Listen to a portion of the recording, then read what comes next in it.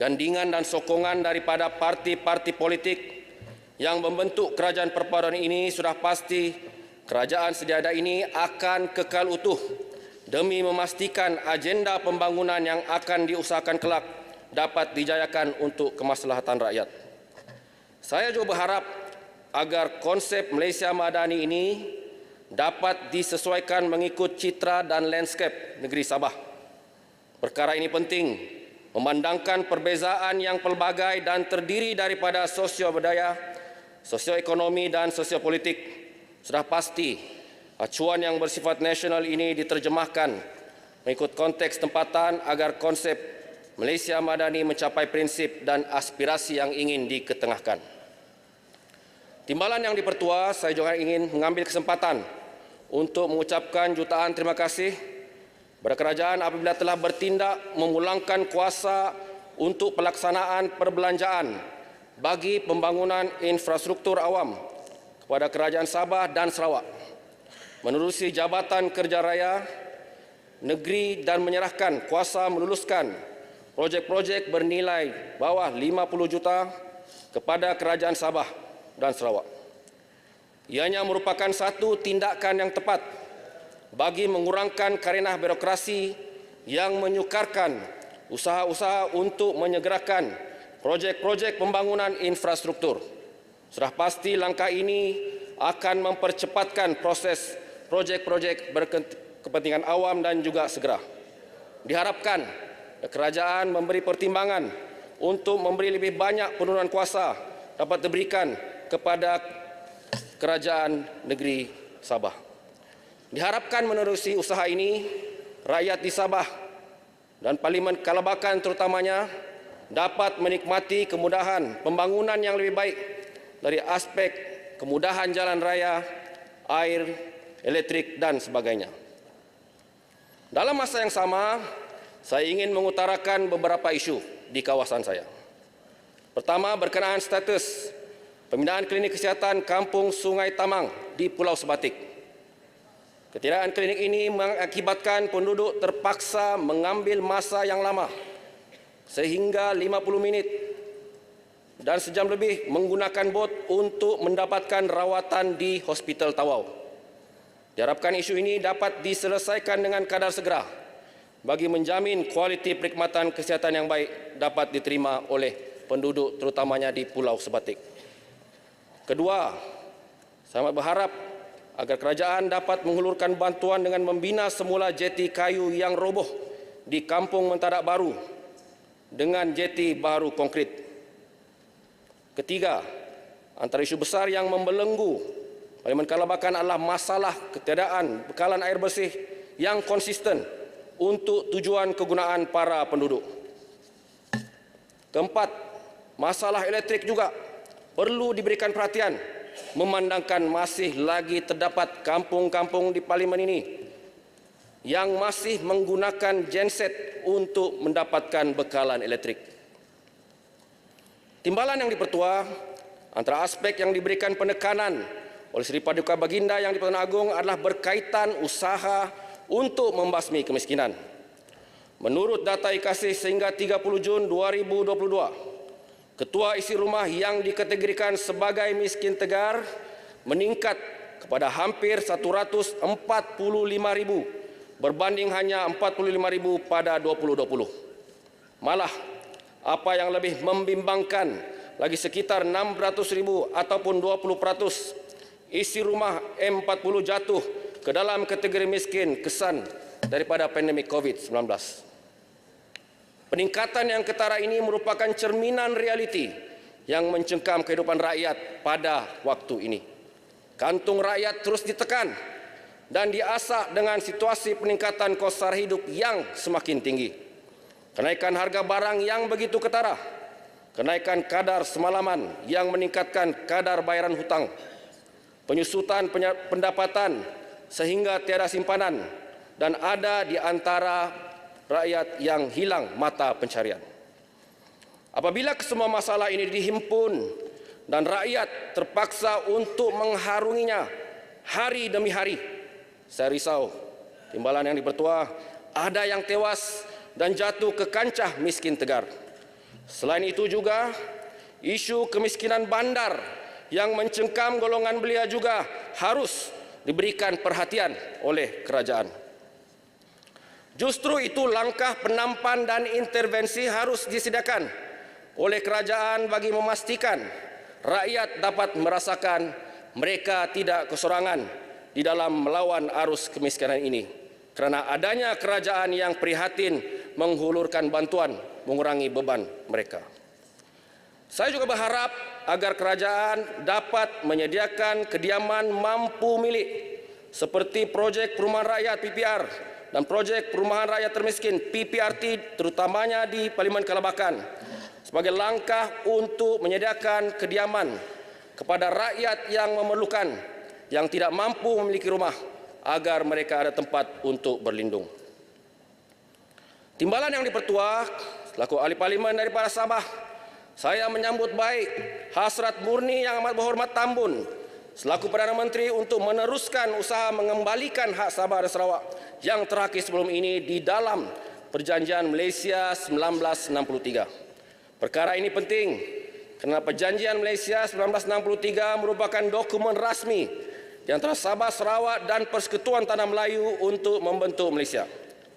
Bahkan, ianya merupakan perjanjian yang bersifat antarabangsa dan didaftarkan di Sekretariat Pertubuhan Bangsa-Bangsa Bersatu pada 21 September 1970.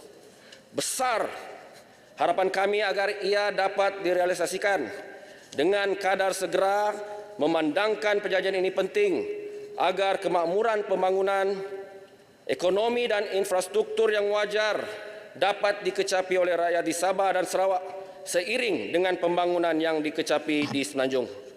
Ibarat kata pepatah, bersukat sama paras, bertimbang sama berat. Berkat dukungan dan keprihatinan Seri Paduka Yang di-Pertuan Agong, sudah pasti isu ini akan diambil serius dan disegerakan urusannya oleh kerajaan. Timbalan Yang di-Pertua, program literasi kewangan belia merupakan suatu program yang baik bagi melahirkan golongan belia celik pengurusan kewangan. Perkara ini penting memandangkan angka yang ditunjukkan oleh Jabatan Insolvensi Malaysia berkaitan kes kebangkrapan bagi tahun 2018 hingga Disember 2022 adalah sangat-sangat membimbangkan. Statistik menunjukkan seramai 10,302 individu membangkitkan golongan muda berusia 25 hingga 35 tahun telah diisytiharkan bankrupt akibat tersepit dengan pinjaman pribadi, sewa beli kenderaan dan juga pinjaman perniagaan. Secara purata dalam tempoh 5 tahun tersebut, sebanyak 6 kes keberengkapan melibatkan golongan belia didaftarkan setiap hari. Sudah pasti statistik ini amat mengejutkan kita semua. Apatah lagi kesan muflis bukan saja akan mengakibatkan aset dilelong, sukar membeli rumah dan memulakan perniagaan, bahkan mereka juga sukar untuk mendapatkan pekerjaan. Justru itu, inisiatif seperti ini penting untuk golongan belia bagi mengetahui aspek utama perancangan kewangan agar mereka menguruskan kewangan mereka dengan baik bagi meningkatkan kualiti dan kesejahteraan kehidupan mereka. Melihat kepada pentingnya perkara ini, saya ingin mencadangkan kepada kerajaan agar pendidikan literasi kewangan ini dijadikan sebagai subjek wajib universiti di akhir semester sebagai persediaan kepada pelajar untuk belajar mengurus kewangan mereka sebelum melangkah masuk ke alam pekerjaan. Saya percaya menerusi cadangan ini, ia akan berupaya untuk menghasilkan belia-belia yang bijak merancang kewangan demi masa hadapan mereka yang lebih kondusif dan sejahtera tanpa dibelenggu oleh masalah hutang yang bertimbun. Timbalan Yang di-Pertua, mengakhiri ucapan saya dengan rasa rendah diri menjunjung kasih Tita Seri Paduka Baginda Yang Tuan Agong besar. Harapan saya agar setiap intipati ucapan saya ini diberikan perhatian oleh pihak kerajaan bagi mendapatkan tindakan lanjut. Maka dengan ini saya sudahi perbahasan ini dengan menyokong usul titah Seri Paduka Baginda Yang di-Pertuan Agong. Sekian, terima kasih. Terima kasih, Kalabakan. Saya jemput Basimas. Bismillahirrahmanirrahim. Assalamualaikum warahmatullahi wabarakatuh. Dan salam sejahtera.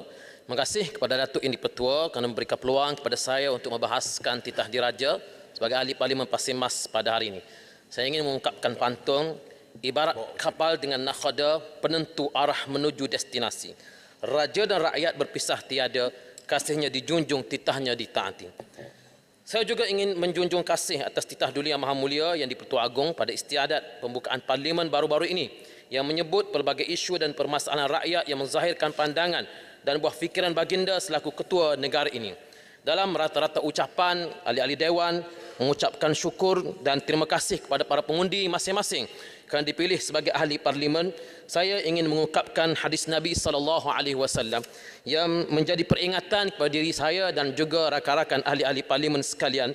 Nabi SAW bersabda, "Ma min 'abdin yastar'ihi Allahu ra'iyatan yamutu wa huwa ghashal li ra'iyatihi illa harramallahu hul jannah." Hadis muttafaq alaih, yang bermaksud tidak ada mana-mana hamba yang diberikan peluang untuk memimpin, tiba-tiba pada hari dia mati, dia menipu ataupun melakukan khianat kepada rakyatnya, kecuali dia akan diharamkan memasuki syurga Allah Subhanahu wa taala. Datuk Yang di-Pertua, baginda Yang di-Pertua Agong dalam titahnya telah melahirkan harapan agar pemimpin negara berhenti bercakaran sama sendiri dan fokus kepada memberikan perkhidmatan kepada rakyat. Baginda juga menzahirkan harapan agar PM Perdana Menteri yang ke-10 ini merupakan yang terakhir sebelum berangkat pulang ke Pahang. Ia ada di dalam teks, cumanya saya perasan ada penambahan dari baginda, iaitu kita boleh merancang tapi Allah yang menentukan. Saya tak tahulah apa maksud penambahan tersebut. Yang Datuk Yang di-Pertua, saya mulakan dengan isu belia dan anak muda. Dalam isu ini ada dua teras yang ingin saya bahaskan. Teras yang pertama, memastikan anak muda mampu meneruskan hidup yang berkualiti.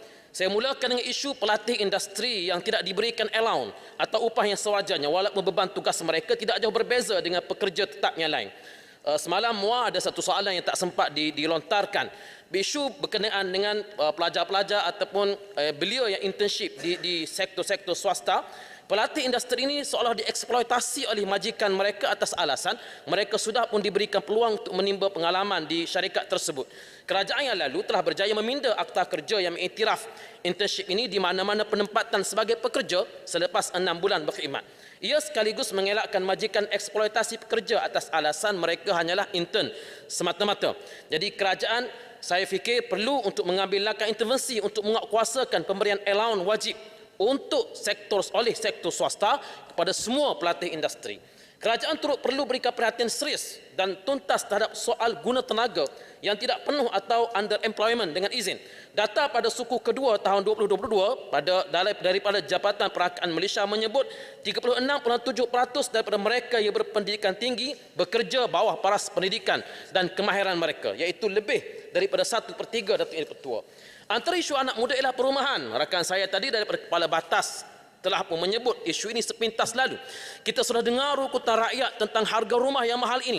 Sudah cukup lama, namun mengapa pemaju masih dibiarkan untuk membina projek perumahan dengan harga yang tidak masuk akal?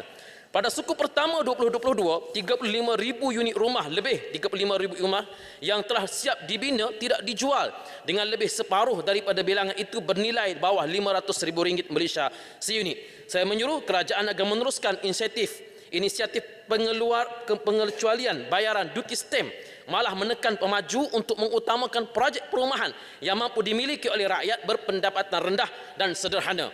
Bagi anak muda Datuk Yang di-Pertua yang baru membina baru berumah tangga, rumah sekitar 800 kaki persegi, 900 kaki persegi, 3 bilik, 2 bilik air, itu sudah cukup untuk mereka memulakan rumah. Walaupun mungkin untung kepada pemaju perumahan ini tak banyak, tetapi ia mampu dibeli oleh anak-anak muda yang baru untuk memulakan kerjaya dan mahu memulakan kehidupan. Basimas Bacok.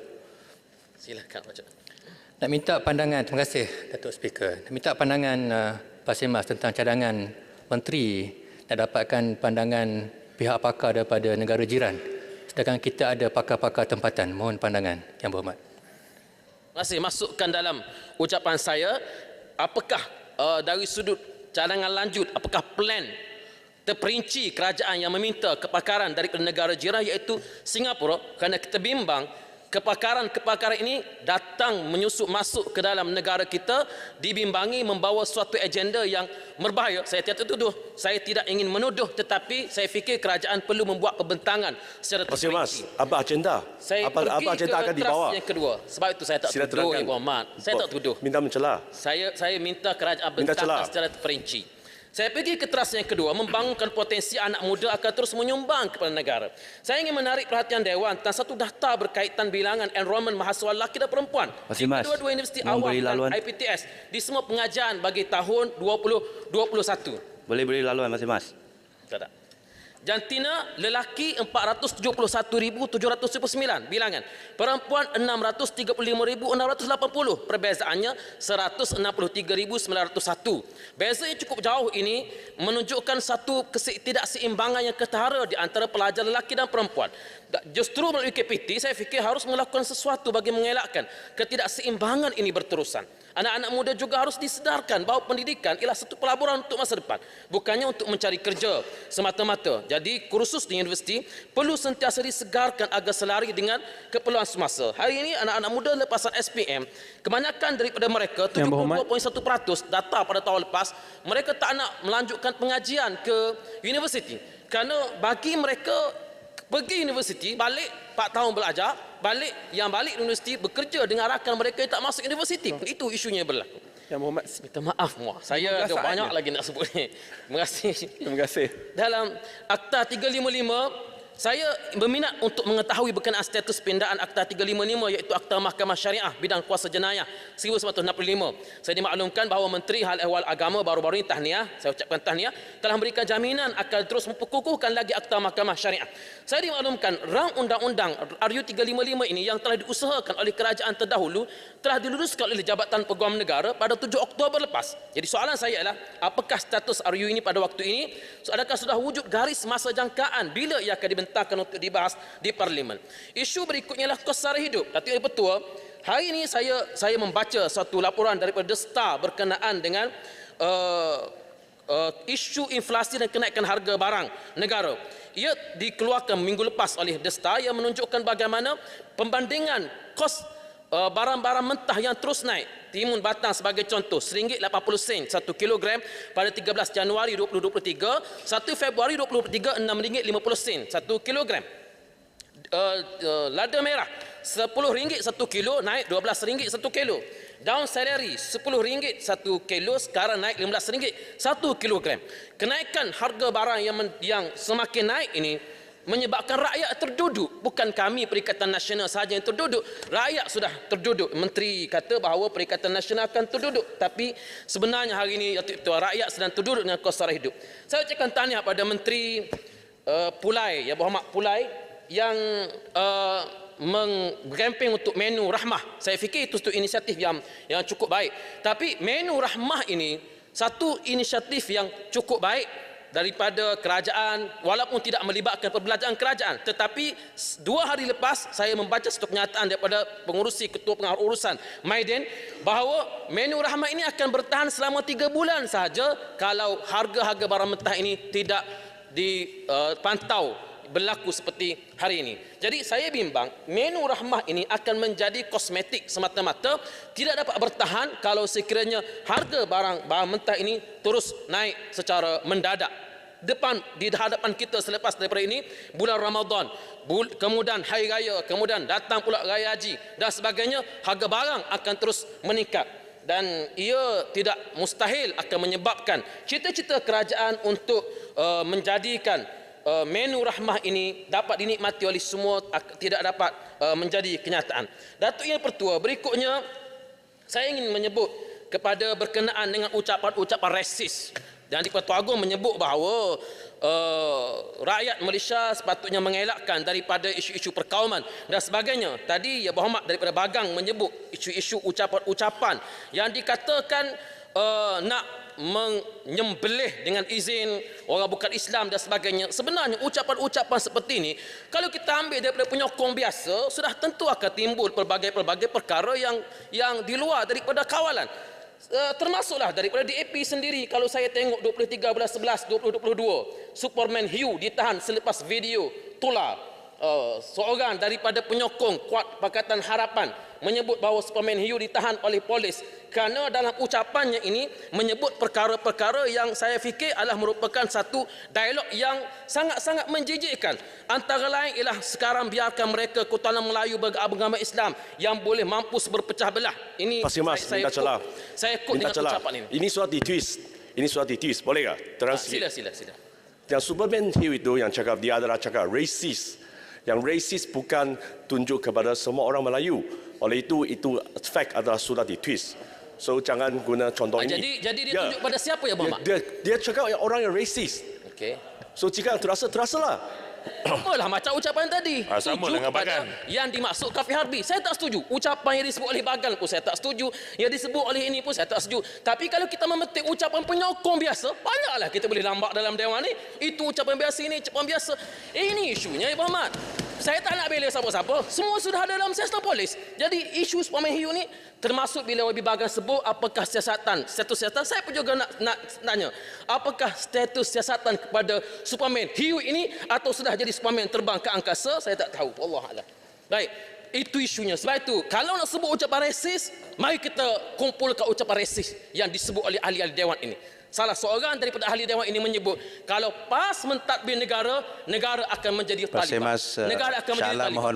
Itu ucapan yang bersifat rasis. Kenapa dikaitkan pula PAS dengan Taliban? Seolah-olah kalau kita takbir negara PAS jadi Taliban. Tuan-tuan, Kelantan telah ditakbir oleh PAS lebih daripada 30 tahun. Di negeri Taliban manakah sistem Buddha yang paling besar di Asia Tenggara boleh dibiarkan untuk terus berada di negeri Kelantan? Adakah Kelantan menjadi negeri Taliban? Stanley Buddha dia boleh dibiarkan bebas, Sleeping Buddha masih ada di Kelantan. Jadi kalau nak kata kalau PAS mentadbir negara jadi Taliban, inilah ucapan yang benar-benar menghasut rakyat Malaysia dan perlu untuk dikenakan tindakan. Tak payah petik ucapan-ucapan biasa daripada si A, si B dan sebagainya. Banyaklah kita boleh nak himpunkan di sini. Silakan Shah Alam. Setujukah Pasir Mas bahawa ucapan-ucapan yang berbentuk sama ada ekstrim agama ataupun rasis ini yang keluar dalam media sosial tidak seharusnya kita biarkan di atas dasar kebebasan bersuara? Mas. Ya, sudah tentu. Dan kebebasan bersuara tidak semestinya ucapan-ucapan itu perlu dibiarkan. Terutamanya ucapan yang menyentuh berkenaan dengan orang Islam seperti kalau PAS memerintah jadi Taliban. Dan ini keluar daripada salah seorang daripada ahli dewan ini. Pasir Mas. Ya, sila Julutun. Saya tanya Pasir Mas. Saya rasa Pasir Mas amat tersinggung dengan ucapan-ucapan begitu. Tapi adakah Yang Berhormat Pasir Mas tahu bahawa Yang Berhormat Pagoh juga ada membuat ucapan-ucapan di pentas. Dan bukan saya menyebut, Tuan Speaker, saya tidak mahu melanggar peraturan. Terima kasih. Baik. Dia panggil PAS Parti Ajaran Sesat. Ini Pagoh kata, bukan saya kata. Ini Pagoh kata. Sekarang duduk bersama-sama dengan Pagoh. Kenapa? Apa penjelasan? Dulu kata penyamun, sekarang boleh pula. Apa Julutun tak ambil zaman 20 tahun, 30 tahun lepas? Ini isunya. Saya fikir masalah pada pemikiran Julutong ialah dia cuba nak heret benda-benda lepasnya telah 2-3 penggal lepas untuk diheret masuk ke dalam dewan ini. Yang sepatutnya dibawa masuk ialah hoi hoya hoi. Yang baru saja dialunkan 2-3 bulan lepas. Sampai sekarang tak dengar kat mana hoi hoya. Boleh Julutong nyanyikan untuk saya? Terima kasih. Sebab itu saya fikir. Nak penjelasan? Pasir Mas.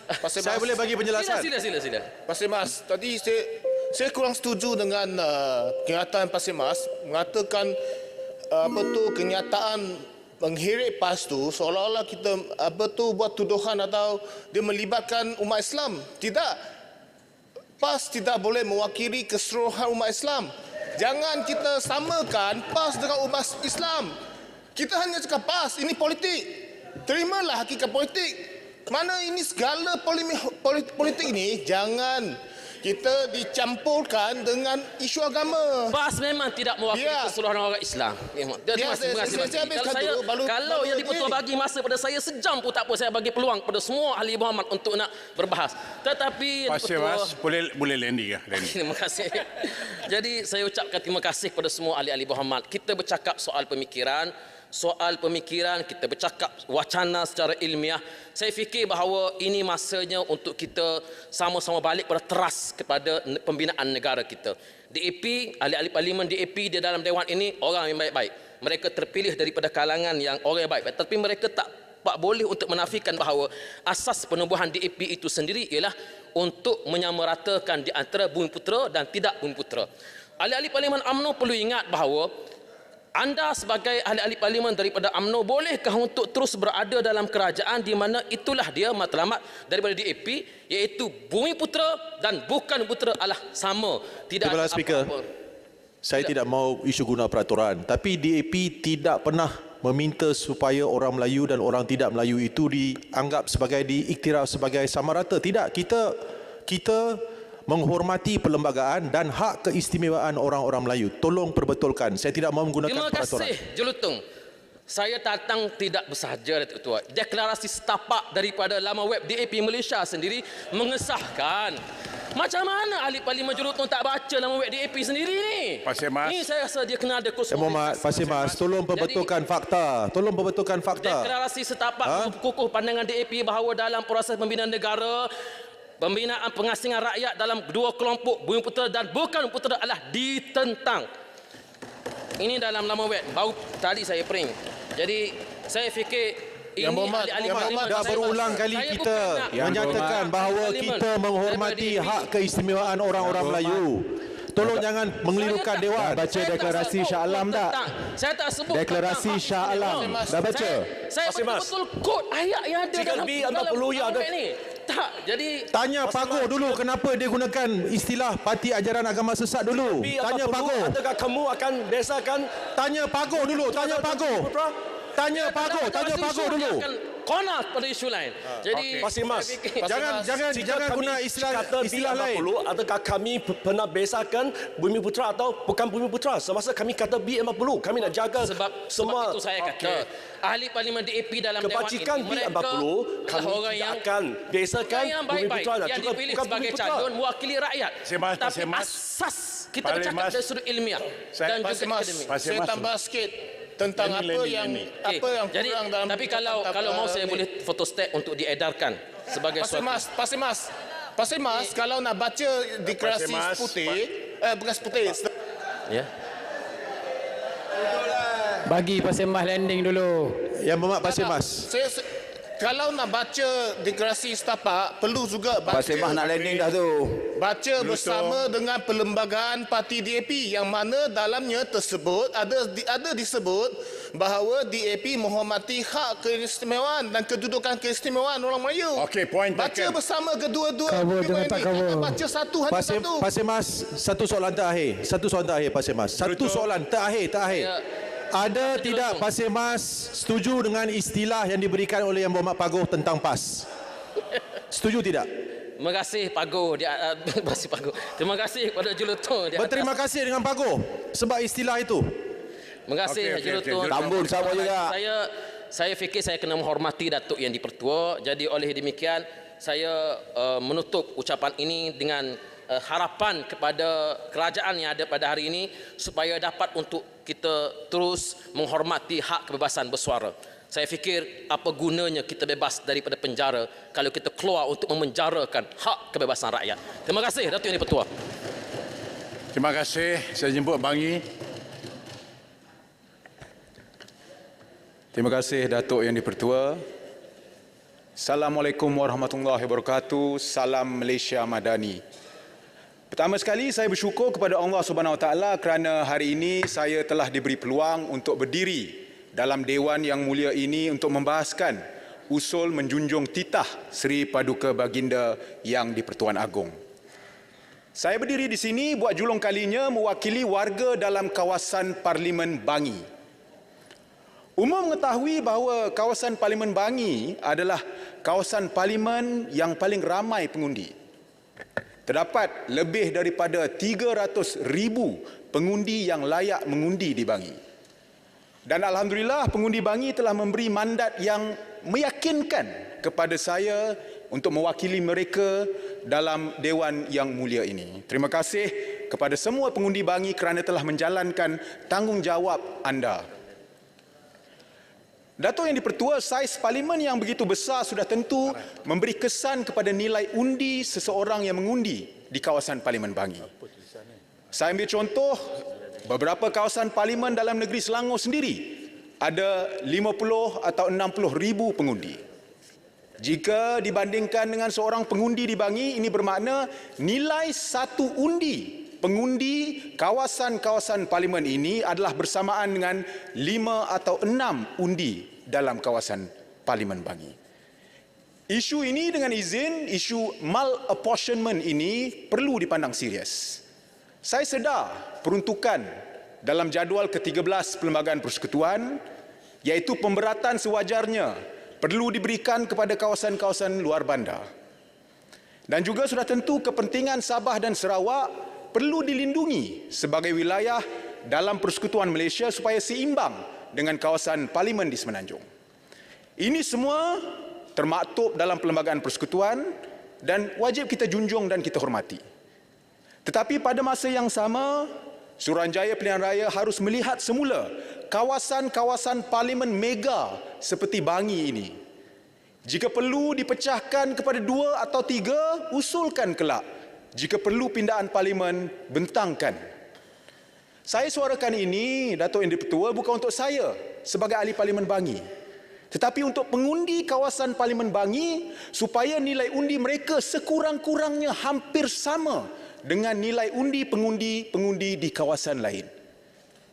Dato' Yang di-Pertua, di kesempatan ini izinkan saya untuk merakamkan sokongan saya kepada usul yang dikemukakan oleh Yang Berhormat Titi Wangsa. Pada saya, titah Seri Paduka Baginda Yang di-Pertuan Agong pada hari Isnin adalah satu titah ucapan yang begitu menyeluruh, yang menyentuh pelbagai aspek, termasuk gagasan Malaysia Madani yang diperkenalkan oleh Yang Amat Berhormat Tambun. Dan antara tonggak Malaysia Madani adalah hormat. Konotasinya ialah bila kita hormat seseorang itu, kita angkat maruahnya sebagai manusia, sebagai rakyat Malaysia. Apa maksudnya untuk menjadi rakyat Malaysia dengan kehidupan yang bermaruah?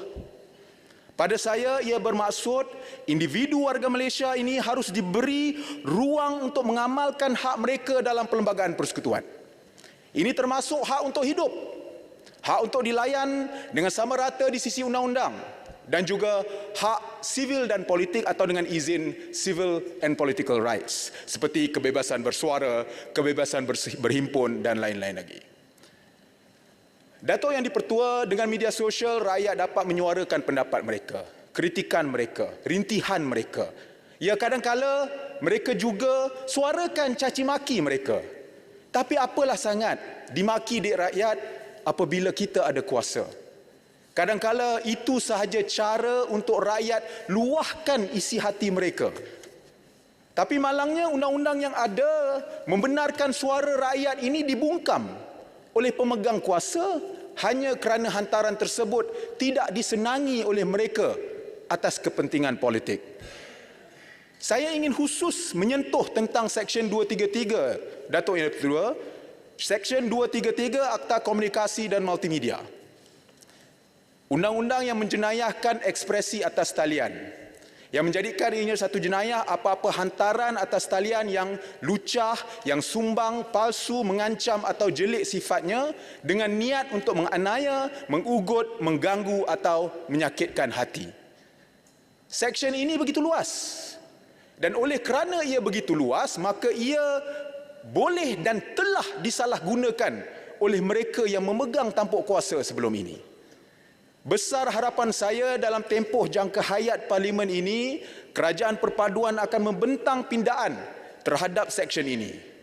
Mungkin untuk tidak memansuhkan terus kesalahan dalam seksyen ini kerana diakui ada lagi peruntukan yang masih diperlukan. Tetapi beberapa peruntukan lain mungkin perlu disemak semula dan dipinda.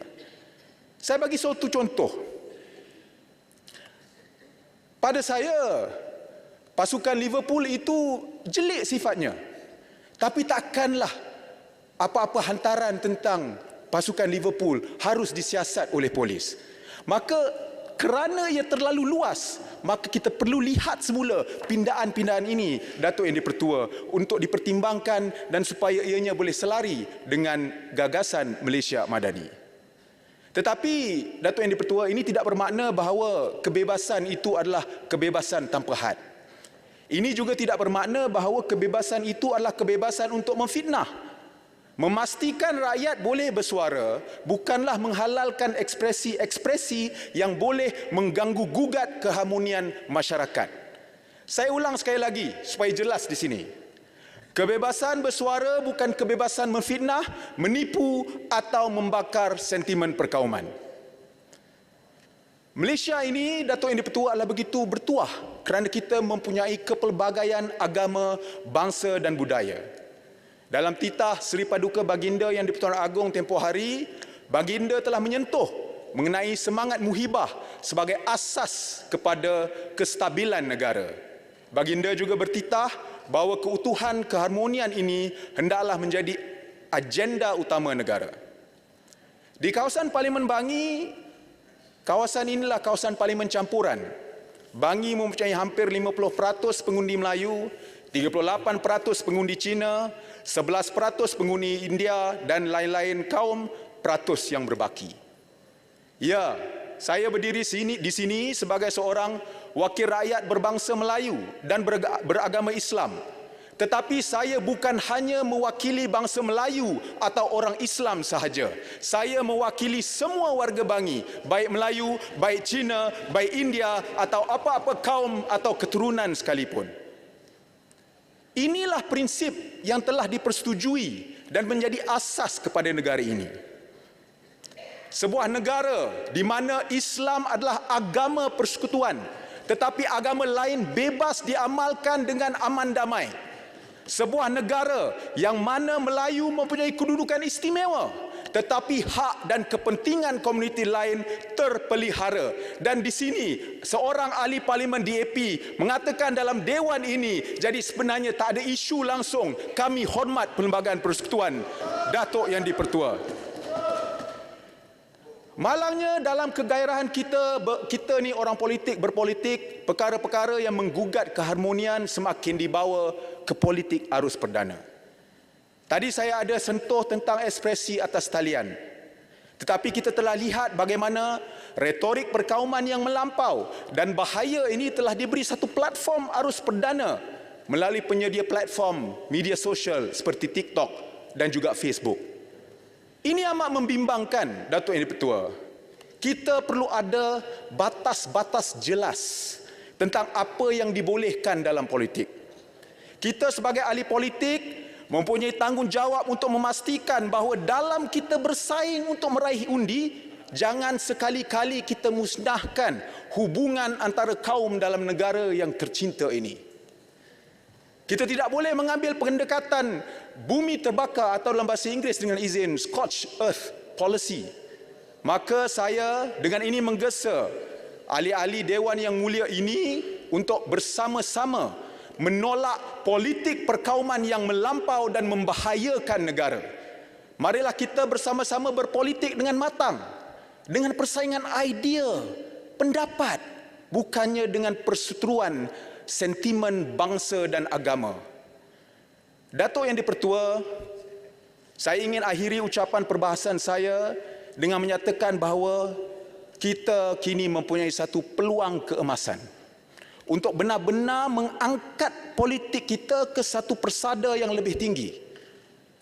Dalam kerajaan ini, seteru lama berpadu, etnik berbilang telah bersatu, dan wilayah dan negeri kini berganding bahu.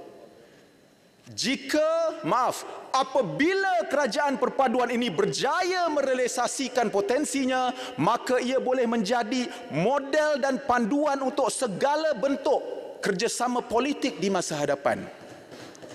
Kita boleh wujudkan budaya politik baharu yang matang dan berhemah dengan adanya kerajaan perpaduan ini. Dan apabila kerajaan perpaduan ini berjaya, Datuk Yang di-Pertua, saya percaya sesungguhnya kita akan dapat memartabatkan rakyat Malaysia sebagai bangsa merdeka yang bermaruah. Datuk Yang di-Pertua, izinkan saya akhiri ucapan saya dengan petikan daripada sajak Datuk A. Samad Said. Dan kita sudah sampai di lereng indah, pasti tetap mendaki juga. Menjanggah musuh, menambah kawan tanpa jenuh, kuatir juga tanpa rawan. Dan dalam alaf baru semangat kita wajar padu. Berjalan kita atas nama tanah air dan bangsa. Bangga kerana merdeka, megah kerana bahagia. Sekian Tuan Yang di-Pertua, Bangi mohon menyokong usul. Terima kasih Bangi. Semangat nampak. Saya jemput Bacok. Terima kasih Datuk Speaker. Bismillahirrahmanirrahim. Tuan Yang di-Pertua, izinkan saya mulakan perbahasan menyokong usul menjunjung kasih titah tuanku dengan serangkap pantun. Kuning emas warna istana, tersergam indah dipandang mata. Menjunjung kasih titah diraja, memayungi rakyat setiap masa. Tuan Yang di-Pertua, terima kasih atas peluang untuk saya menyampaikan ucapan sulung di Dewan Yang Mulia ini bersama ramai rakan-rakan yang baru, termasuk sahabat saya daripada Bangi sebentar tadi. Dalam kesempatan ini pastinya saya ingin merakamkan setinggi penghargaan kepada pengundi Parlimen P025 Bacok, khususnya pengundi-pengundi muda dan juga anak perantau.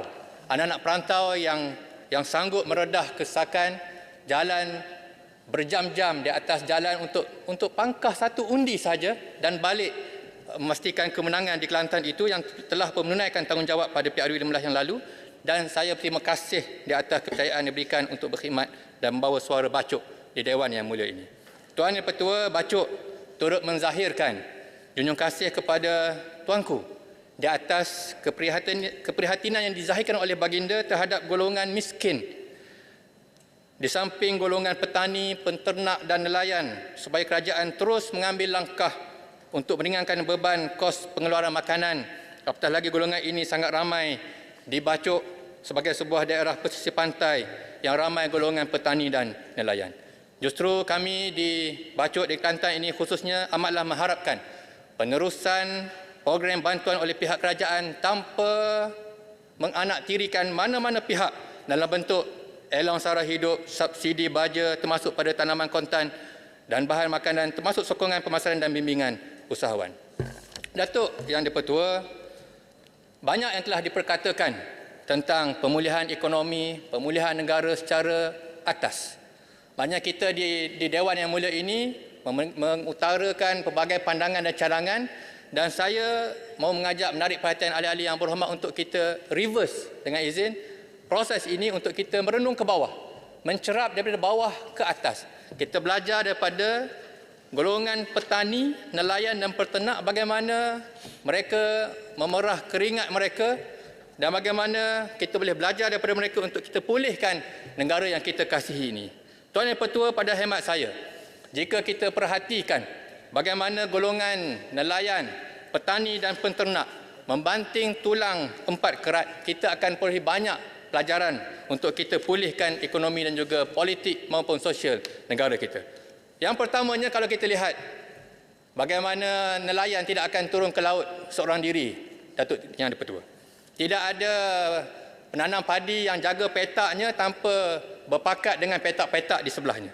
Maka di sini pentingnya pada kita untuk pemulihan negara ini perlunya kepada satu muafakat ekonomi dan muafakat politik, satu kerja berpasukan yang saling menyokong dan saling melindung dan tidak menyisihkan, apatah lagi memulau sesama sendiri.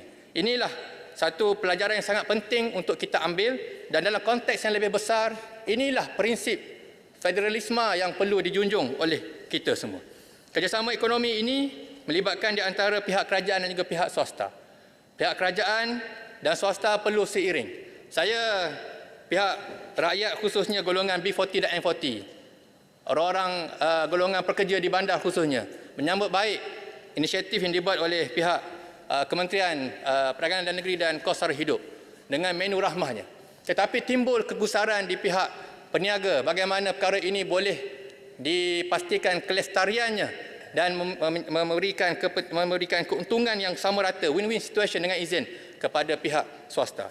Yang lebih penting ialah kerjasama di peringkat kerajaan persekutuan dan juga kerajaan negeri. Kita di Kelantan, kalau kita baca laporan yang terbaru oleh World Bank, kategorikan beberapa buah negeri sebagai negeri-negeri yang terkebelakang, yang ditinggalkan, lag behind dengan izin. Antaranya Kelantan, Sabah, Sarawak, Terengganu, Perlis dan juga Kedah. Jadi hubungan kerajaan persekutuan dan kerajaan negeri ini amatlah perlu dijalin dengan baik dan tidak ada sebarang unsur untuk menyisihkan mana-mana kerajaan negeri yang tidak sehaluan dengan kerajaan persekutuan. Bagi saya, kita dalam dewan ini kita mengungkapkan kerajaan perpaduan, kerajaan madani. Jadi ujian yang pertama kepada kerajaan perpaduan dan kerajaan madani ini ialah untuk memastikan prinsip ini ditunaikan dan bagaimana hak yang perlu diberikan kepada Kelantan. Kelantan sebagai sebuah negeri yang turut mempunyai sumber hidrokarbon, sumber minyak dan gas. Tapi sehingga ke hari ini tidak dilunaskan secara telus pembayaran royalti petroleum 5% yang termaktub dalam perjanjian dan juga termaktub dalam Akta Pembangunan Petroleum PDA 1974. Dan inilah bagi saya satu ujian yang pertama kepada kerajaan untuk memastikan perkara ini dapat dilunaskan dan dengan penuh takzim. Inilah legasi perjuangan yang ditinggalkan oleh almarhum Tuan Guru Ni Abdul Aziz untuk kita terus tunaikan dan laksanakan pada pemerintahan kali ini. Seterusnya, Tuan Yang Pertua, Kelantan turut perlukan banyak prasarana dan infrastruktur yang pastinya telah pun dimulakan pada pemerintah yang terdahulu dan kita mengharapkan perkara seperti pembinaan lebuh raya yang mana anak perantau ini balik kampung puluhan jam. Kalau orang biasa balik kampung 2, 3, 4 jam, kami belah-belah jam, itu perkara yang biasa. Projek tebatan banjir di Rantau Panjang di Pasir Mas ditumpat. Benteng ombak di kawasan pesisir pantai dan pelaburan berimpak tinggi. Perkara-perkara ini perlu disegerakan kerana sudah lama yang tertangguh. Yang keduanya, Tuan Datuk Yang Dipertua, perancangan yang teliti. Kita lihat bagaimana golongan petani, golongan nelayan ini, mereka menyimpan hasil mereka ini kerana tahu ada 2-3 bulan yang mereka tidak dapat menyimpan ataupun memungut hasil. Maka di sinilah pelajaran kepada kita di peringkat yang lebih tinggi, perlunya ada perancangan kewangan yang teliti, perlunya ada disiplin fiskal dan kita perlu mengelak amalan berterusan kita ini berbelanja melebihi pendapatan. Sejak tahun 1998, kita berhutang kerana kita mahu berbelanja melebihi pendapatan dan ini perlu kepada kita berhemah dalam berbelanja. Untuk rekod, Bacok berkongsi kebimbangan Putrajaya dan juga Paguh tentang wujudnya amalan nepotisme, kronisme dan pencanggahan kepentingan apabila Perdana Menteri memegang jawatan Menteri Kewangan. Untuk rekod, sebenarnya format jawatan ini bermula sejak 1998. Dan sejak itulah negara kita ini mengalami defisit fiskal setiap tahun bertahun-tahun. Dan kemuncaknya yang dilaungkan oleh pihak sana dengan pelbagai ungkapan, timbul skandal YNDB juga atas pemusatan kuasa yang sangat besar kepada seorang individu. Kalau kita dapat lihat dari segi peruntukan bajet, peruntukan kewangan pun amat tinggi diberikan kepada seorang apabila seorang itu memegang jawatan Perdana Menteri dan juga Menteri Kewangan. Tuan Speaker, di Bacok saya tak jumpa pengerusi dan bendahari Persatuan Nelayan baik, PIBG baik, Masjid Surau baik adalah orang yang sama. Dan tidak ada syarikat yang CEO dan juga CFO-nya orang yang sama. Tetapi kita hairan di Putrajaya kali ini, tambunlah CEO, tambunlah CFO, tambunlah pengerusi, tambunlah bendahari. Jadi ini bagi saya satu perkara yang amat berlanggar dengan laungan reformasi dan satu contoh yang tidak baik kepada tata kelola di peringkat yang lebih rendah. Seterusnya, Bacok menarik perhatian tentang perlunya kita meningkatkan produktiviti golongan belia dan golongan pekerja. Ini kita dapat lihat bagaimana golongan petani dan golongan nelayan. Mereka ini kalau kita sebut golongan yang malas, tidak benar ungkapan tersebut. Kerana mereka ini turun rumah itu kadang-kadang tu sebelum subuh lagi untuk membanting tulang 4 kerat. Jadi kita di peringkat Pihak kerajaan khususnya perlu mengambil langkah-langkah untuk meningkatkan produktiviti dan inovasi dalam negara khususnya kepada golongan belia dan juga pekerja. Kerajaan melalui KBS, Timbalan Menteri ada sini, perlu fokus kepada aspek latihan. Pada aspek latihan, kemahiran termasuklah TVET. Dan kami ahli-ahli Parlimen muda di belah sini sedia untuk duduk semeja dengan pihak KBS untuk kita sama-sama merangka formula dan juga merangka program untuk kita meningkatkan tahap kualiti dan jati diri golongan belia sebagaimana yang disebut oleh Kepala Batas dan juga Pasir Mas sebelum ini. Yang seterusnya, saya ringkaskan saja persaingan yang sihat. Ini sangat penting kerana kita dapat lihat bagaimana peranan orang tengah yang memanipulasi pasaran. Jadi golongan petani nelayan ini, mereka akan terhimpit apabila golongan ini berperanan sangat besar untuk memanipulasi pasaran. Jadi inilah antara pelajaran kita boleh ambil bahawa kita di peringkat yang lebih tinggi ini perlu ada komitmen untuk memecahkan segala bentuk manipulasi, monopoli, kartel dan kota yang tidak telus, yang menjejaskan keseimbangan penawaran dan juga permintaan dalam pasaran. Yang terakhirnya, apa yang kita boleh belajar daripada golongan ini ialah ketentuan ilahi, divine intervention dengan izin. Elemen keberkatan ekonomi dan juga negara. Kita dapat lihat bagaimana golongan nelayan petani dan peternak ini hidup serba sederhana. Kami di Kelantan pun begitulah kehidupannya. Dan kerajaan negeri Kelantan pun begitulah kehidupannya. Kita boleh merancang dan melaksanakan segala langkah untuk memulihkan ekonomi, politik dan juga sosial negara. Namun, perlu ada kebergantungan dan penyerahan kepada Allah Subhanahu wa Taala. Bab kata tuanku, kita merancang, Allah merancang. Allah sebaik-baik perancang. Datuk Yang di-Pertua, satu lagi aspek yang saya nak tarik perhatian ahli-ahli yang berhormat ialah tentang kemiskinan kita hadapi pasca pandemik. Realiti kemiskinan pada hari ini, walaupun setiap kali kerajaan mengumumkan angka rasmi kemiskinan sama ada di peringkat nasional maupun di peringkat negeri daerah, statistik tersebut perlulah dicerakinkan. Persoalan terpenting, adakah angka kemiskinan yang dilaporkan menggambarkan realiti sebenar golongan termiskin di bandar dan juga luar bandar. Justru langkah kerajaan untuk menyemak takrifan dan ukuran kemiskinan adalah langkah awal yang perlu ditambah baik supaya langkah mencegah menangani kemiskinan ini dapat dilakukan secara lebih efektif dan inklusif di seluruh negara. Penumpuan perlu diberikan kepada golongan terkebelakang, melibatkan kemiskinan bandar, kemiskinan luar bandar, di samping golongan rentan yang diistilahkan sebagai kemiskinan situasi, yang mereka ini asalnya tidak miskin. Asalnya ada kerja, ada kereta, ada keluarga, tapi mereka jatuh miskin dalam sekelip mata akibat keadaan yang di luar jangka.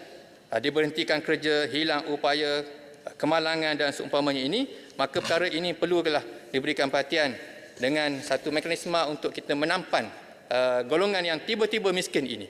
Terlebih penting adalah keberkesanan program menangani kemiskinan dalam jangka pendek, sederhana dan juga panjang melalui bantuan kebajikan, kewangan, kemahiran dan sistem sokongan yang menyeluruh melibatkan sinergi agensi kerajaan, swasta, Baitul Mal, pertubuhan bukan kerajaan dan institusi masyarakat khususnya dalam menepani suasana pasca pandemik yang makin mencabar. Buat akhirnya, Tuan Yang di-Pertua, saya mohon perhatian pihak kerajaan untuk melihat aspek-aspek pembangunan sosioekonomi dan kebajikan warga Bacok di samping rakyat Kelantan khususnya, di samping program pembasmian kemiskinan tegar melalui pendekatan multidimensi di bawah tanggungjawab kelolaan Kementerian Ekonomi, penambahbaikan prasarana pelancongan di pantai-pantai macam di Bacok ini banyaklah pantai-pantai yang perlu penambahan prasarana pelancongan di bawah tanggungjawab Kementerian KPKT dan juga Kementerian Pelancongan.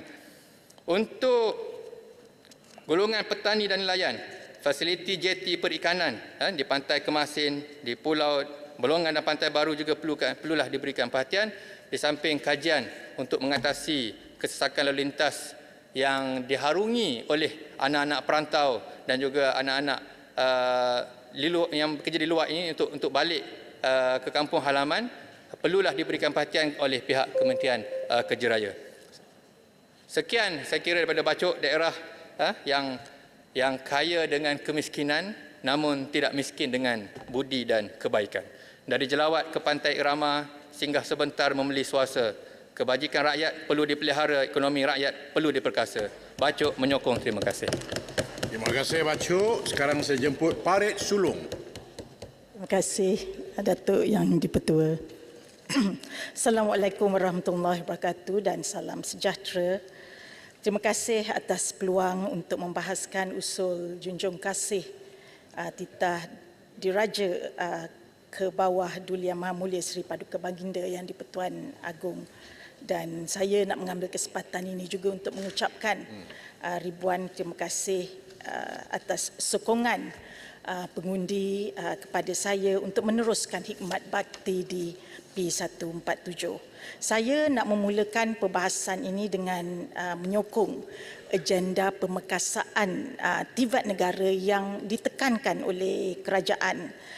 Sistem pendidikan di Malaysia masih dimodelkan mengikut keperluan ekonomi tradisional, tetapi ekonomi hari ini jauh berbeza tuntutannya. Ekonomi hari ini memerlukan sumber manusia dengan set kemahiran yang tidak terdapat di dalam sukatan pendidikan dan juga tidak diajar di dalam bilik darjah.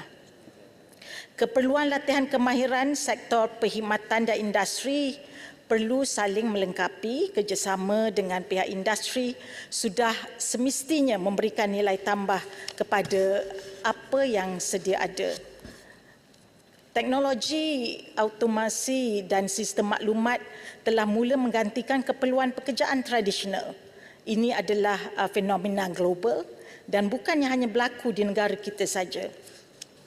Saya nak memetik satu laporan The Future of Jobs yang dikeluarkan oleh World Economic Forum ada menyebut bahawa teknologi artificial intelligence akan memberi kesan kepada hampir 1.1 bilion pekerjaan di seluruh dunia. Kuasa platform dan kekasan digital berteraskan AI seperti sekarang ni apa yang kita ada yang dipanggil ChatGPT telah merubah landscape penggunaan internet secara radikal. Dalam konteks dunia hari ini, kecemerlangan akademik sudah tidak menjadi faktor mutlak kepada kejayaan masa hadapan. Ia perlu diseimbangkan dan sentiasa dikemaskini.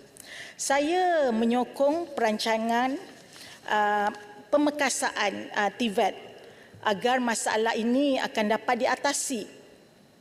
Walau bagaimanapun untuk mencapai matlamat ini saya ingin mencadangkan beberapa perkara. Yang pertama, kerajaan perlu memberi mesej yang jelas terhadap naratif pendidikan nasional mendepani cabaran ekonomi baru. Dan yang kedua, pihak industri pula perlu menyediakan pull factor dengan izin dalam memastikan kelangsungan tenaga kerja mahir tempatan. Saya menyambut baik usaha bersepadu dan menyeluruh pihak kerajaan melalui Majlis TVET Negara yang hendak mengarus perdanakan pendidikan teknikal dan kemahiran dan latihan kemahiran. Adalah penting agar peranai GITC ataupun Government Industry TVET Coordinating Body dan TVET Coordination Hub terus dijadikan badan strategik dalam mencari sinergi dan koordinasi antara kerajaan dan industri agar pelaksanaan agenda TVET negara akan terus dipacu secara terasnya oleh pihak industri. Sudah tiba juga masanya local talents diberi peluang dalam kepesatan ekonomi ini. Tuan Yang di-Pertua, menurut rekod bagi tempoh 2 tahun iaitu 2020 hingga 2022, 55% daripada jumlah kes penipuan membabitkan pelbagai jenayah dalam talian ataupun skamer adalah melibatkan kaum wanita. Purata umur mangsa adalah dalam lingkungan antara 17 hingga 40 tahun. Kerana golongan ini yang paling banyak menggunakan pelbagai platform media sosial termasuk Facebook.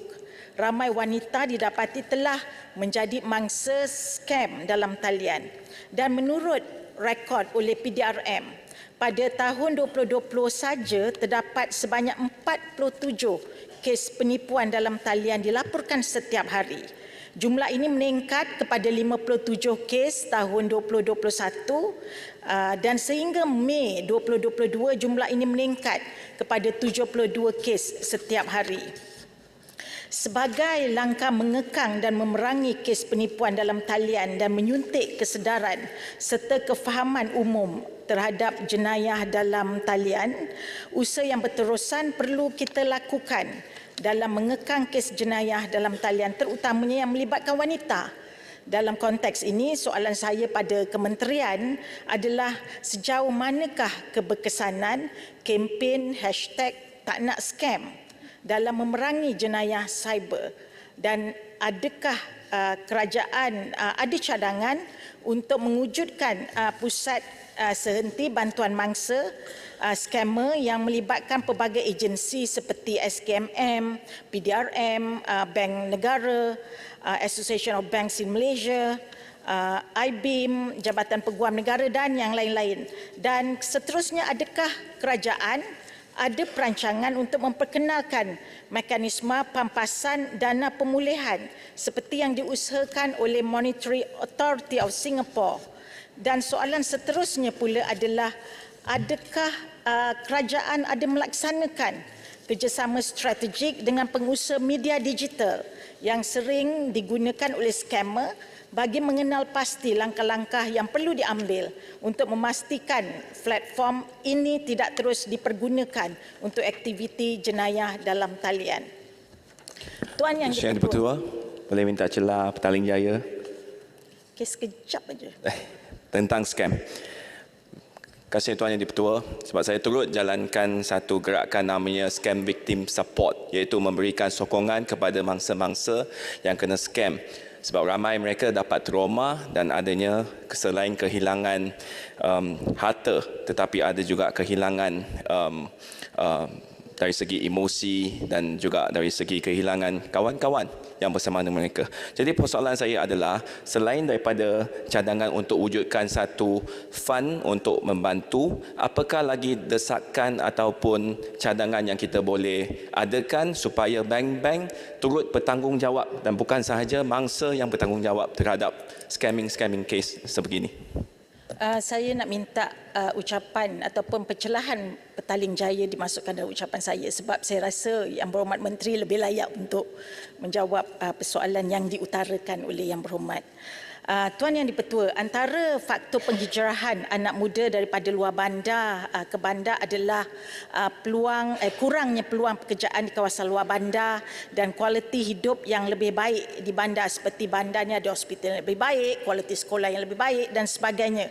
Walau bagaimanapun, pandemik COVID-19 tempoh hari telah mengubah trend penghijrahan anak muda ke bandar dan kelembapan ekonomi yang mengakibatkan ramai anak muda kehilangan pekerjaan, menyaksikan kepulangan anak-anak muda kembali ke desa. Dan trend ini kita panggil dia sebagai reverse migration. Ada satu kajian ini dinamakan ataupun yang bertajuk The Urban Migrant Future Desire, a Study of Reverse Migration in Malaysia, yang telah dibuat, yang menunjukkan keinginan untuk penduduk bandar pulang ke desa ni memang tinggi. Antaranya adalah untuk menemani ibu bapa yang tua dan uzur. Walau bagaimanapun, keterbatasan peluang pekerjaan dan kualiti hidup, terutamanya pendidikan untuk anak-anak, itu yang membataskan niat mereka untuk kembali ke desa. Sehubungan dengan itu, pemekasaan desa kita perlu lihat bagi menggalakkan reverse migration anak muda daripada bandar ke desa. Dan saya nak menyentuh mengenai dasar pembangunan luar bandar ataupun DPLB yang telah digariskan. Dianya dilihat komprehensif dan inklusif. Isu pendidikan anak-anak misalnya, kita lihat antara menjadi punca utama menghalang niat reverse migration ada disebut dalam teras 3, modal insan, penyataan dasar 4, perluasan model pendidikan awal kanak-kanak yang terkini di luar bandar, manakala aspirasi 6 dengan teras yang sama ada menyebut kemudahan pendidikan dan latihan yang moden bagi masyarakat luar bandar. Isunya adalah apabila kita teliti pelan tindakan DPLB itu tiada fokus khusus yang diberikan kepada kualiti pendidikan rendah dan menengah. Dan bagi pendidikan menengah dan tinggi, pelajar sudah tentu boleh berdikari dan berhijrah bagi menghadiri institusi pendidikan yang lebih berkualiti. Walau bagaimanapun, bagi pendidikan rendah, DPLB sepatutnya memberikan fokus yang sama dengan pendidikan awal prasekolah, memandangkan pelajar pada usia ini masih tinggal dengan ibu bapa. Dan isu yang seterusnya adalah mengenai kadar penembusan jalur lebar di kawasan luar bandar. Ini adalah kerana kadar penembusan jalur lebar di seluruh negara hanya dilaporkan sekadar 52% sehingga 31 Disember 2022. Sedangkan infrastruktur jalur lebar ini adalah sangat penting bagi menghalang penghijrahan anak muda ke luar ke bandar. Anak muda. Saya ingin mengemukakan beberapa cadangan untuk pertimbangan pihak kementerian. Pemekasan luar bandar perlu kita percepatkan, especially terutamanya dasar dan pelan tindakan mungkin boleh kita kemas kini dengan menambahkan fokus yang lebih kepada infrastruktur digital dan kualiti pendidikan desa rendah di desa melalui platform kerjasama rentas kementerian. Saya juga ingin mencadangkan supaya kementerian ataupun pihak kerajaan menubuhkan satu jawatankuasa kabinet kemajuan desa dengan perkembangan teknologi digital. Program satu daerah, satu industri perlu kita tambah baik dan konsep asas SDSI yang menekankan keunikan sesuatu produk mengikut lokaliti masih boleh kita kekalkan. Walau bagaimanapun horizon promosi misalnya perlu kita perluaskan sehingga ke peringkat antarabangsa dan fokus Kementerian Pertanian dan Keterjaminan Makanan perlu kekal kepada aktiviti pertanian dan pertanian tani di desa.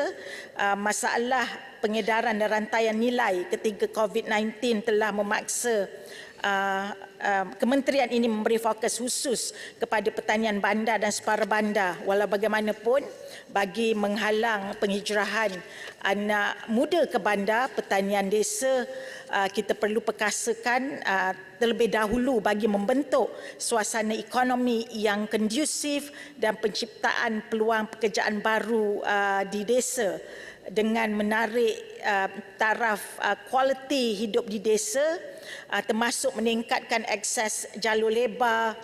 Saya percaya penghijrahan anak muda ke bandar akan berhenti secara organik tanpa perlu dipaksa-paksa, dan peluang pekerjaan di desa juga perlu kita wujudkan dengan memperkasakan aktiviti pertanian utamanya yang berada di luar bandar.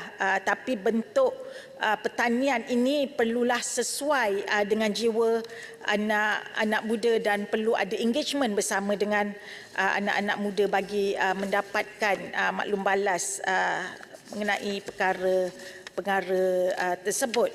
Dan yang akhirnya, Datuk Yang di-Pertua, kita akhir-akhir ini kita lihat banyak isu keganasan terhadap wanita. Semakin lama makin membimbangkan. Dari segi statistiknya, contohlah kes keganasan rumah tangga dah meningkat 42%, penderaan fizikal terhadap kanak-kanak 28.5%, jenayah seksual meningkat 0.9%.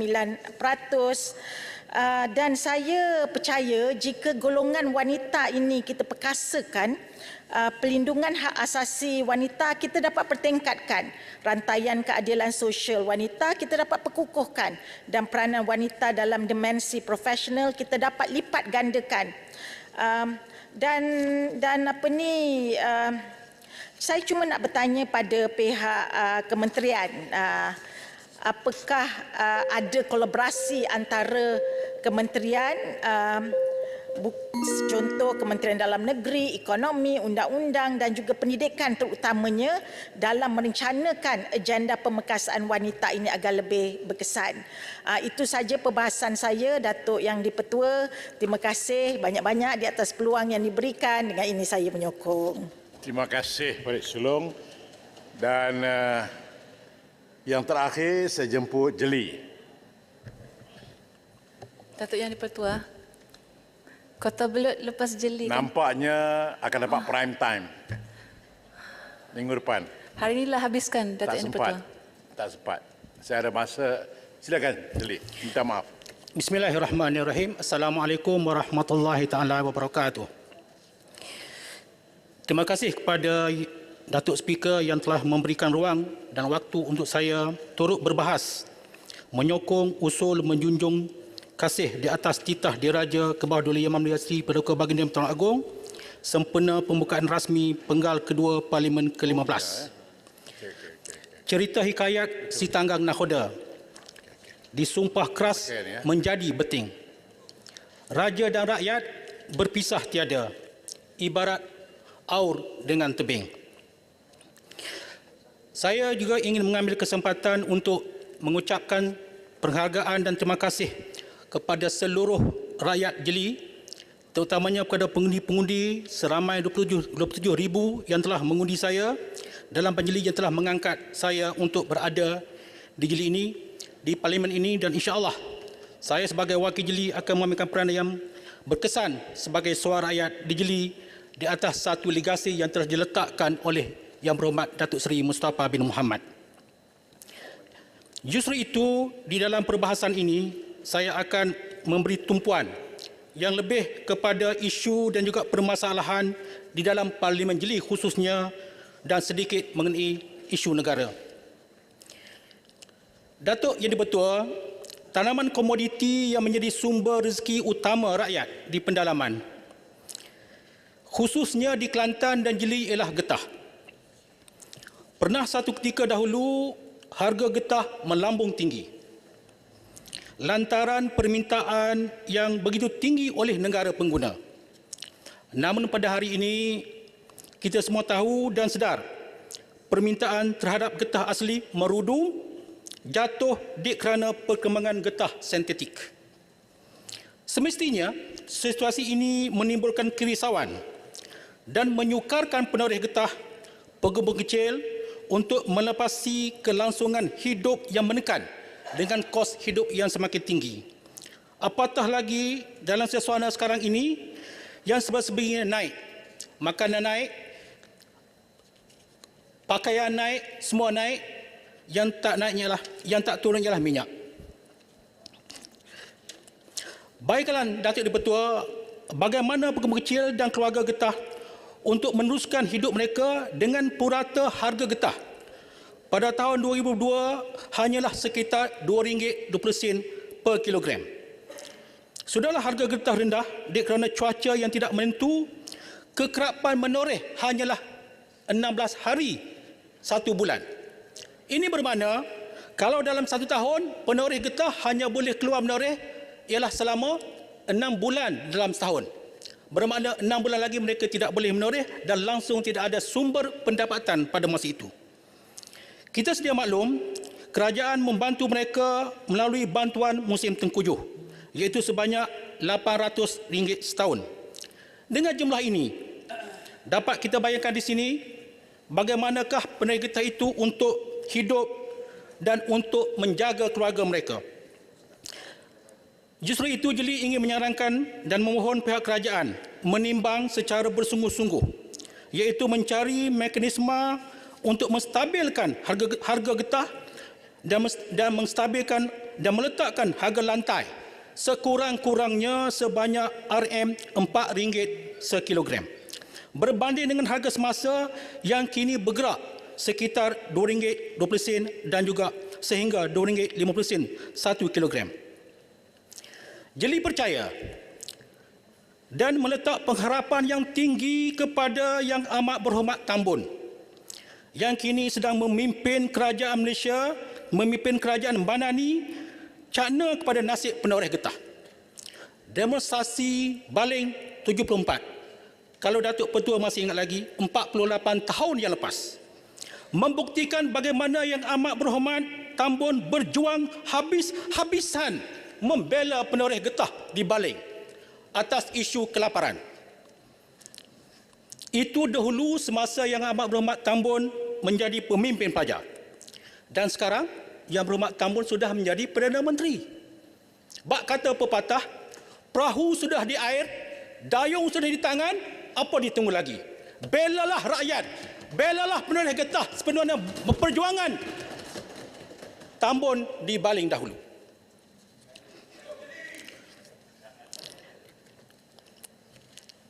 kita jeli berharap supaya Tambun dapat merealisasikan perjuangan ini dan meletakkan taraf hidup penerogi getah di tahap yang sebenarnya.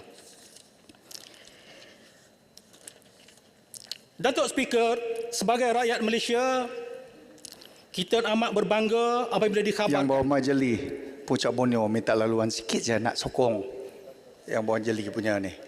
Tak sikit je. Masa ada 8 minit lagi, saya sebanyak lagi isu yang saya nak bangkit. 1 minit je. Ya. Okey, terima kasih Yang Berhormat Jeli. Saya amat tertarik dengan semangat Yang Berhormat Jeli untuk memperjuangkan semangat penoreh-penoreh getah kita. Tapi kita juga ingin melihat masalahnya. Sekarang ini di negara kita, kita ada lebih kurang dalam 500,000 penoreh getah. Tetapi output getah yang dikeluarkan tak sampai 500,000 kilo dalam satu bulan. Ini bermakna ada senarai-senarai penoreh getah ini yang tidak aktif. Dan sekiranya kita melihat, kalau kita melihat daripada segi pengiraan, daripada 500,000 penoreh getah itu, kalau mereka keluarkan 1 kilo saja satu hari, bermakna kita ada 500,000 kilo. Kalau mereka boleh produce 2 kilo satu hari, bermakna kita ada 1 juta kilo. Tapi, walaupun kerajaan memberi subsidi dan sebagainya, tetapi pengeluaran itu tetap rendah. Jadi, adakah Yang Berhormat Jeli bersetuju supaya senarai ini diputihkan ataupun di whitelist supaya bantuan-bantuan ini boleh diberi secara bersasar kepada golongan yang betul-betul menoreh getah, yang betul-betul perlu dibantu supaya golongan ini didapat beri bantuan yang sewajarnya. Dan inilah perlu yang dilakukan. Terima kasih. Terima kasih. Saya bersetuju pada cadangan dan saranan pada Yang Berhormat Puncak Borneo dan saya setuju masukkan dalam sebagai sebahagian daripada ucapan saya. Datuk Speaker, sebagai rakyat Malaysia, kita amat berbangga apabila dikhabarkan oleh dalam titah diraja baru ini, iaitu Lebuh Raya Pen Borneo akan siap sepenuhnya dan dapat digunakan pada tahun 2024. Dapat kita bayangkan bagaimana Lebuh Raya ini akan memberi impak yang besar kepada ekonomi dan juga rakyat Sabah dan Sarawak. Namun Jeli terpanggil untuk menggesa kerajaan untuk menoleh dan menjenguk seketika keadaan Jalan Raya Timur Barat yang menghubungkan Pasir Putih, Jeli, Gerik dan Baling.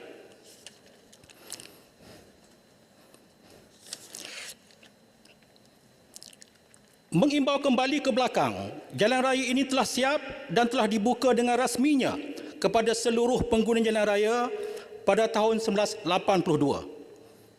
Setelah projek ini dimulai pada tahun 1970. Selain daripada matlamat perhubungan, jalan raya ini dibina atas matlamat keselamatan, iaitu untuk memutuskan rantaian pergerakan pengganas komunis yang bergerak daripada selatan Tai menuju ke selatan Semenanjung. Sepatutnya, selepas 41 tahun terbina, jalan raya ini telah di-upgradekan dari 2 lorong kepada 4 lorong. Namun amat menyedihkan kami yang berada di sekitar laluan ini.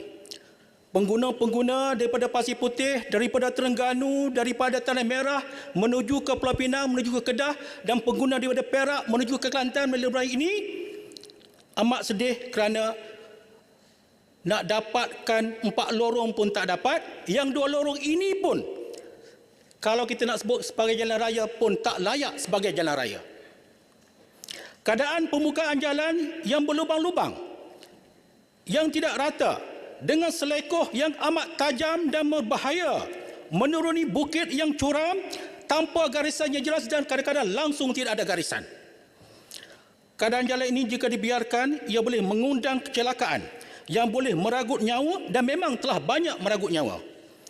Selain daripada kecuaian pengguna, kecelakaan kerap terjadi lantaran permukaan yang tidak rata, berlubang dan bertapal-tapal, umpama baju ataupun kain yang carik.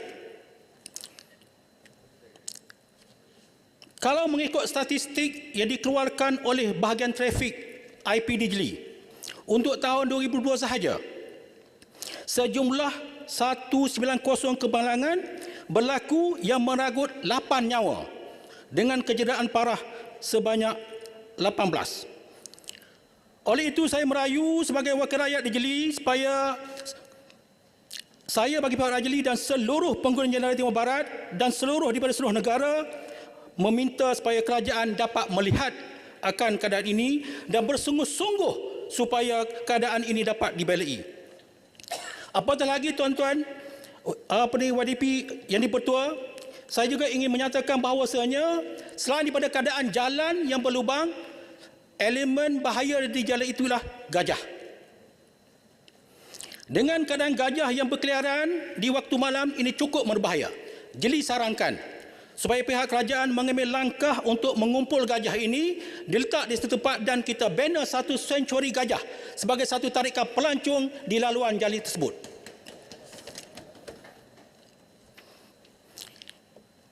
Datuk Speaker, dalam titah ucapan diraja tadi ada disebut oleh tuanku iaitu semangat muhibah, saling hormat menghormati di antara kaum sebagai paksi kepada perpaduan. Dengan elemen-elemen ini akan rasa wujud cinta dan kasih kepada negara. Kita mahu supaya generasi muda yang akan mewarisi kepimpinan negara di masa hadapan akan segar dengan rasa sayang dan cinta kepada negara, sanggup untuk berkorban apa sahaja demi negara. Ke arah merealisasikan hasrat ini, Jeli menyarankan agar kerajaan kembali berusaha untuk menghidupkan kembali program latihan khidmat negara PLKN atau apa-apa program yang seumpama dengannya. Sepanjang pengetahuan saya, Akta Latihan Khidmat Negara ini iaitu Akta 628 yang telah diluluskan di Parlimen ini pada 7 Ogos 2003 tidak pernah dimansuhkan dan masih berkuat kuasa. Alangkah moleknya dan alangkah baiknya jika akta ini digunakan kembali dan barangkali dengan pindaan di mana-mana yang bersesuaian dan berdasarkan keperluan semasa. Semasa diperkenankan dahulu, ianya berjalan dengan baik dan berlandaskan kepada objektif untuk meningkatkan semangat patriotisme generasi muda, memupuk perpaduan kaum dan integrasi nasional, menyemarak semangat kesukarelaan, melahirkan generasi muda yang lebih cerdas dan mempunyai self-confidence. Akhir sekali, Datuk Yang-Bertua, saya ingin menamatkan bicara saya itu untuk memaklumkan kepada Dewan ini bahawasanya Bandar Jeli merupakan bandar yang paling bahagia seperti mana yang telah dianugerahkan oleh bahagian perancangan di Kementerian Pembangunan Kerajaan Tempatan. Justru itu, saya ingin memaklumkan juga di Jeli ini terdapat banyak tempat-tempat pelancongan yang boleh datang dan kita minta supaya MOTEX untuk melihat keadaan Jeli ini dan membantu apa sahaja yang boleh untuk kita menaik tarafkan pengusaha-pengusaha inap desa, pekedai. Sebenarnya kita masih ada masa. Jadi saya jemput Kota Belud. Silakan ambil masa. Bismillahirrahmanirrahim. Datuk Yang Dipertua, pertama sekali saya menjunjung kasih ke atas titah Diraja Duli Yang Maha Mulia Seri Paduka Baginda Yang Dipertuan Agong Isnin lepas. Atas kebijaksanaan Tuanku lah Kemelut Parlimen tergantung selepas pilihan raya umum ke-15 diatasi dengan memberi peluang kepada Yang Amat Berhormat Datuk Seri Anwar Ibrahim mengetuai kerajaan. Tahniah kepada Yang Amat Berhormat Tambun, the most awaited person sworn in as the 10th Prime Minister. Semoga Datuk Seri dapat menjadi Perdana Menteri kepada semua. Untuk Kota Belud, terima kasih kerana memberi kepercayaan sekali lagi kepada saya untuk menggalas tanggungjawab ini.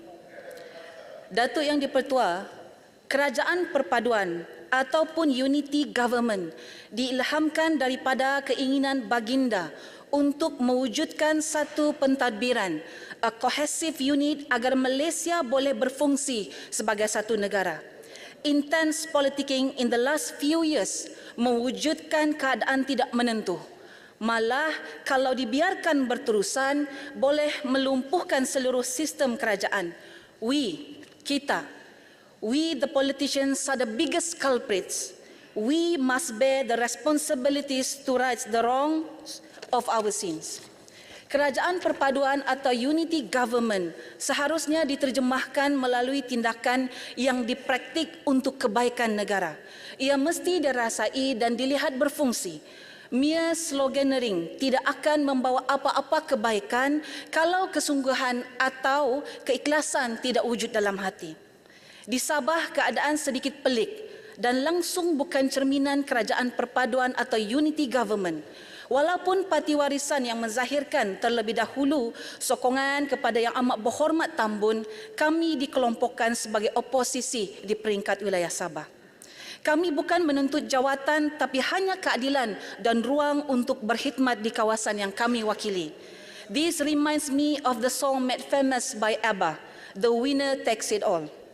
Having said this is where the Prime Minister comes handy. Di sinilah the action of Prime Minister is required. Prime Minister must live up to his great reputation as Prime Minister for all. There cannot be two sets of unity government in the administration. Sepatutnya kalau kerajaan perpaduan di peringkat persekutuan adalah set A, maka set yang sama juga diterjemahkan di peringkat negeri.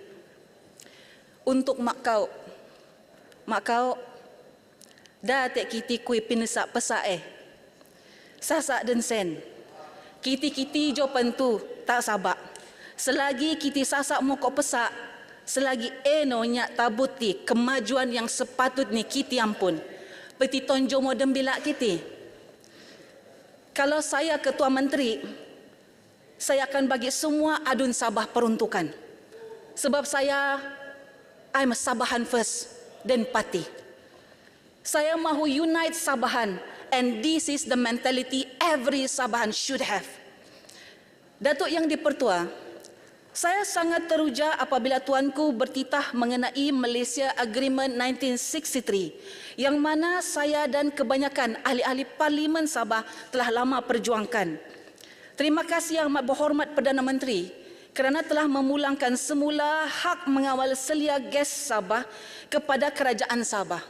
Namun, saya berpendirian, ia tidak seharusnya melibatkan kawal selia gas saja. Tapi I think this is the time untuk memulangkan semula kepada Sabah in accordance with 112C and 112D. Sebagaimana Yang Amat Berhormat tertunggu-tunggu menjadi Perdana Menteri selama 26 tahun, lebih lama lagi rakyat Sabah ternanti-nanti seorang Perdana Menteri yang boleh menghormati dan boleh melaksanakan MA 63. And I believe you can deliver.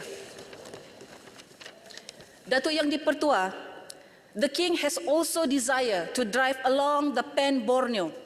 Saya percaya bahawa rakyat Sabah juga teruja untuk melihat tuanku menelusuri jalan Pen Borneo. Sejak projek ini diumumkan tahun 2015, kemudian dimulakan pada tahun 2017, daripada PDP kepada peruntukan pembangunan, kemudian cadangan PFI, sehinggalah melalui kaedah hybrid tidak pandai selesai-selesai. Datuk Yang di-Pertua, saya juga minta supaya kerajaan kali ini memberi dana yang cukup untuk pembinaan Pen Borneo. Jangan separuh-separuh, kasihlah, just give. Bila dana tersekat-sekat, projek akan lambat siap. Traffic jam, banjir. Saya kira di Sabah traffic jam sekarang ini keadaannya juga sangat luar biasa. Sama juga, bukan saja di Kuala Lumpur ya, akibat lambat. Belajarlah kita daripada Bapak Jokowi apabila beliau melaksanakan projek Trans Papua. The frequent flood in certain areas, contohnya Penampang, MP Penampang juga berasal daripada Kota Belud. The frequent flood in certain areas, I believe, is also being contributed by projek Pen Borneo. Saya mahukan kemajuan, tetapi jangan juga sampai meninggalkan kesan yang sebaliknya kepada rakyat. Pattern banjir juga sudah berubah baik di Kota Belud, di Penampang dan Sabah amnya. Saya mohon supaya kerajaan lebih peka kepada pembangunan begini, terutamanya EIA. Ada sesetengah kawasan projek PEN Borneo dibina terlalu tinggi, contohnya seperti di Kota Belud. Apabila dibina terlalu tinggi, kawasan sekitar menjadi rendah dan apabila hujan turun, air akan tersekat di kawasan tersebut. Saya juga pernah suarakan tentang pemasangan kalvert yang saya kira begitu kurang. Datuk Yang di-Pertua, untuk rekod, saya pernah melawat ke pejabat PEN Borneo Kota Belud sekitar tahun 2021 menyatakan kebimbangan saya tentang kesan projek PEN Borneo ini. Sebagai seorang engineer, I think it is not too late untuk amend